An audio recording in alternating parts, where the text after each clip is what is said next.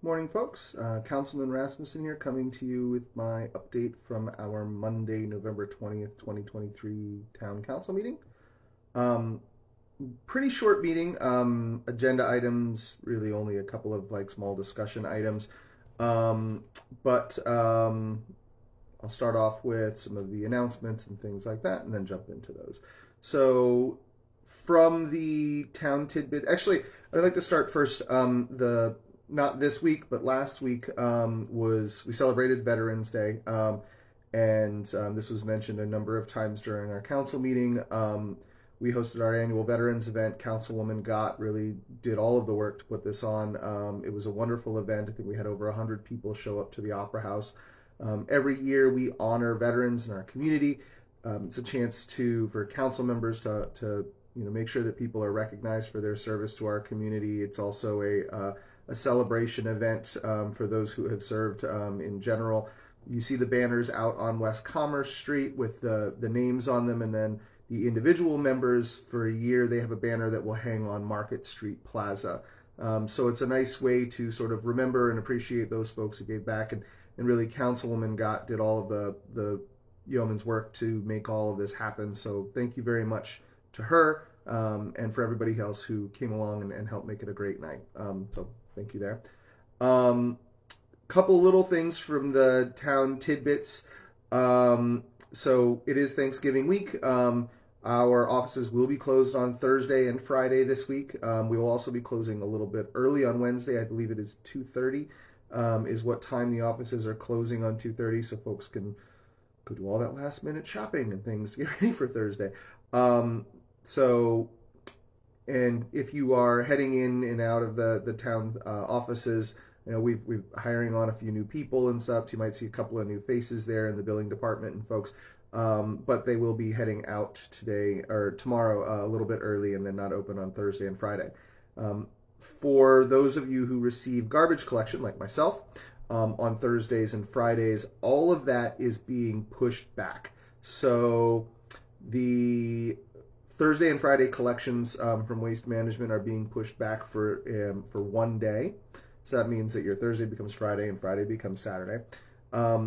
You will also see that happen again for Christmas.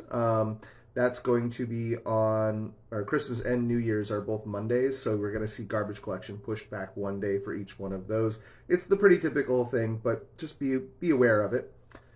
The couple of other things from the town staff. So leaf collection is ongoing right now. If you have leaves, you can be getting them out there. They should be coming around. I know the vac truck drove up my street, I think on Thursday or Friday morning the other day. We will continue to do yard waste collection through December 13th. So yard waste collection through December 13th. You've still got about 2 weeks. Is it 2 weeks? 1, 2, 3 weeks. You have 3 weeks to get out any last minute garbage collection or yard waste collection. Then we'll pause that for a few months during the winter. There will be leaf collection going on until the end of December, so that goes until December 29th. And then there will be also Christmas tree collection for those of you who have a soon to be dead Christmas tree. That goes from December 27th through Friday, January 19th. Our guys will be coming along and grabbing trees as well. So put those on your schedule if you need to utilize those services, because then there's a bit of a pause in the winter months before they'll start back up again in the spring. As far as upcoming events, we have a few things that are being planned for December. There is a December, I forget what Councilman Gott called it, a unity celebration. It's going to include some caroling and some fun out on the plaza. That's going to be Sunday, December 10th. You'll see more information about that in our town tidbits and areas like that. But it sounds like a kind of a fun way to go out, and I'm sure my kids will love singing Christmas carols with a group of people. That's going to be taking place out in front of Town Hall on the plaza on the 10th. So throw that on your schedule if you're looking for something to do. There's obviously lots and lots of holiday events. The Christmas parade in Clayton. There's going to be lots of events where Santa shows up So I hope that you get a chance to go out there if you've got some kiddos and participate in some of those different events throughout the day. Those are the general updates. As far as things from the event, from the meeting last night, we were supposed to have a council budget workshop before this meeting that was originally scheduled. We actually rescheduled it. It's now going to be on the 29th. The town council the town staff needed more time to be able to put together budget presentations. It's going to be a couple hour, probably like a 3-hour long meeting. It's not a normal meeting night. It is open to the public. 5 to probably 8 or so. We'll be going through each one of the departments. It's a chance for them to present their budget to council and us to ask questions about it, and ultimately use that information to craft a final budget that we will be voting on in December. So without having that meeting, it shortened our meeting last night quite a bit. One thing that was of note that I shared, I also have an opportunity. I chair the Main Street Coordinating Board. We got word at the end of last week that we received a $28,000 grant. This is from the T-Mobile Hometown Grant Program. That grant is to fund the production of 2 murals downtown. So I'll be working on that project over the course of the winter months. Probably we'll be doing some community outreach, bringing people together to talk about and design the murals. We've contracted with an artist, Michael Rosado, out of Cambridge, Maryland, to actually paint the murals for us. Look for a probably mid to late spring installation and celebration for the mounting and opening of those 2 murals. So, but it's a lot of fun. Always nice to get money, and thanks to Jeremy Rothwell for working closely with me on getting that grant application done and submitted and ultimately successful. That's about it for the regular updates. As far as agenda items from the meeting last night, so we really only had one new business, we had no old business items. We had a couple of new business items. The first one was a resolution authorizing the town to acquire a piece of property. This is a piece of what was called the IPA, what was called Watson Farm. It's about an 8-acre parcel. If you're driving, if you're getting off the off-ramp coming down on South Route 1, it is immediately on your right-hand side. There's a small church that's over there as well. The most notable thing about it is the fact that the high-tension power lines run right across it, and that's actually why we are acquiring that piece of property. The expansion of the town to the north requires the addition of an electrical substation. This is a many year process, 3-5 years likely until something like this would be actually built.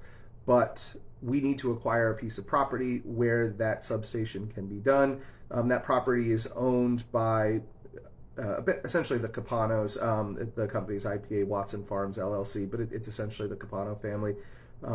So they agreed to sell us. We negotiated with them to purchase that property.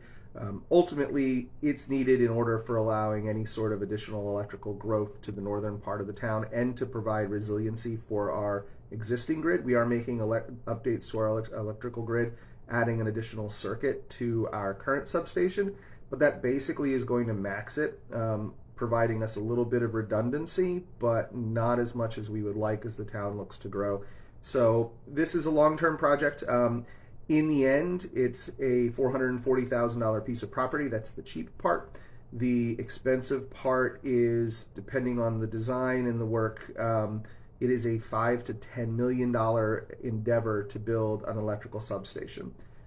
We've already begun talking with the town, or the state, and with some of our federal delegation about accessing funds that can help support this.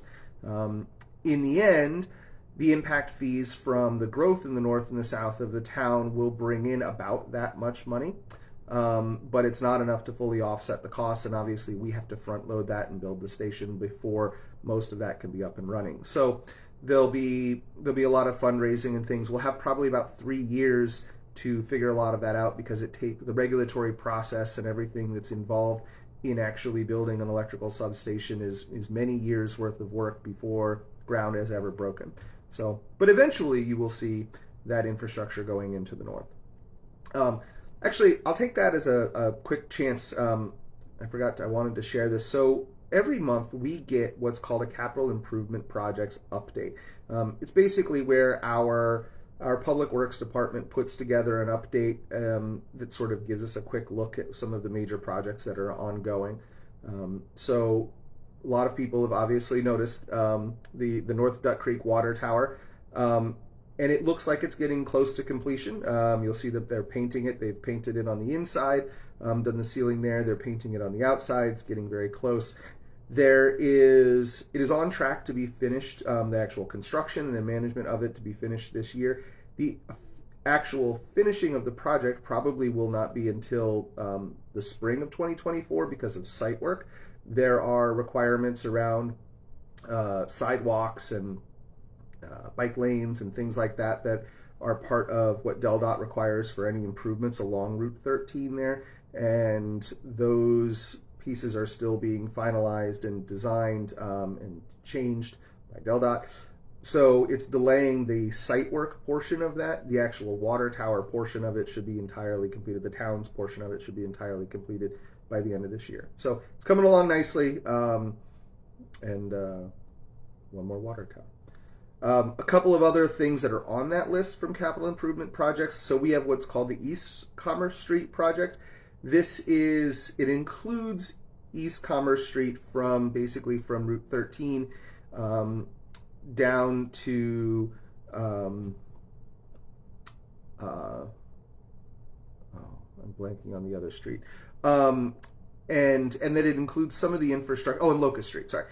East 13 or Commerce Street from 13 down to Locust Street, and then Locust Street all the way to where it reconnects with Route 13. The major portion of that is relining of the existing sewer lines. That's about 95% complete. There is a new water main that will be going into that. We call this Phase 3. There's a water main and a force main. So a force main is where we're pumping sewage versus using gravity to allow sewage to flow. We've mentioned the problems on Locust Street with the odor of sewage that is caused where the existing force main that really connects to the town's force main, but it also is what brings the sewage from the prison into the town's system. It dumps into our gravity-fed main. That force main is going to be extended all the rest of the way over to the sewage treatment plant. So that work it's another large piece. It's more excavation of that road. We've held the pre-construction meetings on that. There's some small construction going. It's really in that planning and organizing phase, but we will probably in this spring see Phase 3 of that being carried out, the addition of that new force main. There's still some pieces that need to be figured out and questions between we have the state, the county, and the town all involved because of the contractual agreements for working with sewer. Makes everything pretty complicated. We have, if you've been following along, this has also been mentioned, municipal park bathrooms are on that list. The bathrooms that are there are quite old, quite dated. The plan has been to replace them, and we did receive some grant funding to help offset this cost. The estimated, actually, I believe that they've been laying out, maybe even starting some site work there. The delivery is expected at the end of December, early January. This is like a drop-in-place bathroom system. So we're going to put in the site work, the groundwork, everything underneath it. This is it's a prefab bathroom system that comes in, gets set right down on there and connected to our utilities. The old bathroom building is not being torn down. It's going to be repurposed. So there's going to be a new set of bathrooms really by the time the park starts seeing significant utilization again this next spring, once the weather gets nice again.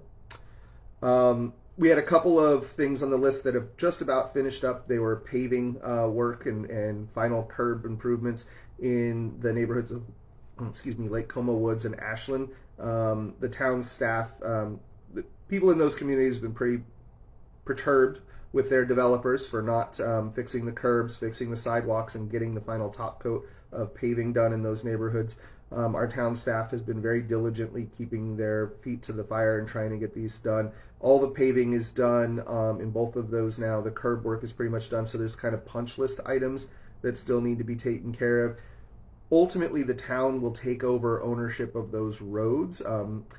The town will not do that until all of the work is done that the developers are required to do. The developers obviously want to get that turned over to the town because they don't want responsibility for it. We don't want to take it until it's in the condition that we believe that it needs to be held in. And so we're kind of in that little negotiation point of, all right, you need to do this, you need to do this, yeah, that's okay kind of situation.